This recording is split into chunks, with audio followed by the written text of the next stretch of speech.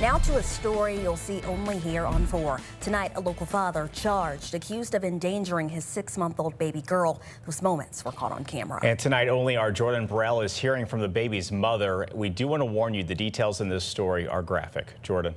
Elijah Jackson says the father of her 2 children watches them every week while she works overnight. And she found nothing out of the ordinary that day until she checked her nanny cam and saw a mother's worst nightmare. I was at work, I just got a patient report, and I just have been having this feeling for about a week that something was just not right. Elijah Jackson says she checked her nanny cam Friday to check on her daughters, whose father was watching the infant and their 2-year-old at the time. And I heard her crying, but as we know, babies cry, and I could not see them on camera at all. What Jackson tells First Alert 4 she saw was chilling. We've decided not to show it in full, but the mother says it's a minute-long video of her daughter being thrown, smothered, and strangled by her own father. I saw him throw her onto the couch. I immediately started screen recording, got up, and went. Jackson says she immediately went home to get him away from their children. SLMPD says the video shows this man, Christopher Wallace, grabbing the 6-month-old by a limb and throwing her onto the couch, smothering her face into the cushions as she struggles, and later turning her over and putting his hand around her mouth and neck. I look at her, I see the video.